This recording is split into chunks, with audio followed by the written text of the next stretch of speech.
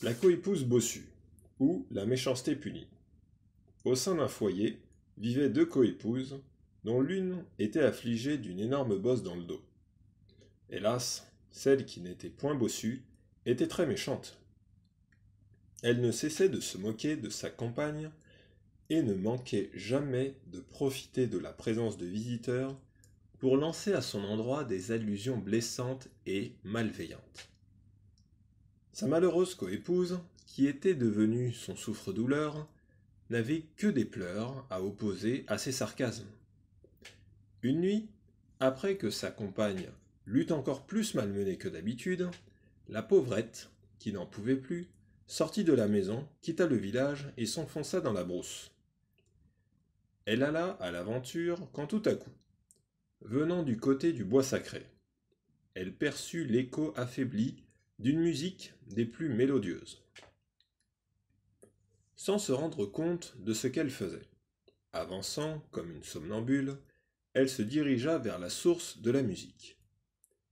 À sa plus grande surprise, elle déboucha dans une clairière où des êtres d'un autre monde dansaient au clair de lune.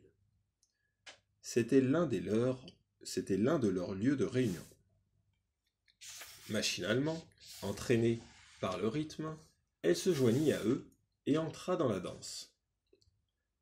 L'un d'entre eux, voyant la protubérance qui gonflait son boubou, lui dit « Permets que je tienne ton enfant en attendant que tu aies fini de danser.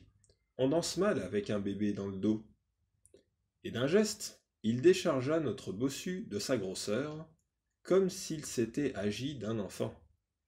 La jeune femme, si heureusement et miraculeusement guérie de sa difformité, n'attendit pas plus longtemps pour s'éclipser. Elle regagna son foyer, alla s'allonger sur sa couchette, et s'y endormit du sommeil paisible d'une âme éprouvée qui a recouvré le bonheur. Le lendemain matin, quand sa coépouse la vit, elle ne put en croire ses yeux. L'ancienne bossue souffroteuse avait fait place à une belle jeune femme svelte comme une tige de jeune bambou. Tout en elle avait changé jusqu'au timbre de sa voix. Elle était devenue charmante et séduisante, et son corps exhalait une odeur suave et captivante. À cette vue, la méchante coépouse fut envahie par une violente crise de jalousie et d'envie. Réussissant à cacher ses sentiments, elle se fit toute douce et dit à sa compagne « Dieu soit loué, ma sœur, de t'avoir remodelée si heureusement et en une seule nuit. Voudrais-tu me dire ce que tu as fait et où tu es allé pour avoir été si bien arrangée ?» La généreuse ancienne bossue ne fit aucune difficulté pour lui répondre et lui raconta tout ce qui lui était arrivé. La nuit suivante, la méchante coépouse se rendit à son tour à la clairière du bois sacré.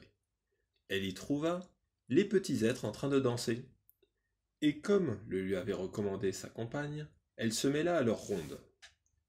Au troisième tour, voilà que celui qui avait déchargé la première visiteuse de sa protubérance surgit auprès d'elle. Elle tenait dans ses mains la bosse bébé. « Ô fille d'Ève, dit-il, tu t'es fait trop désirer par ton bébé. Tiens, le voilà. » Et d'un seul geste, il lui appliqua la bosse sur le dos, et où elle se fixa, comme si elle y avait toujours été. Avant que la femme ait pu dire un mot, il ajouta « En punition de ta méchanceté et de ton hypocrisie, sois bossu pour le reste de tes jours. » Ainsi, la femme méchante, qui était venue à l'intention secrète de demander au génie de la rendre plus belle que sa coépouse et de restituer sa bosse à cette dernière, reçut-elle à son tour la bosse dont elle s'était tant moquée.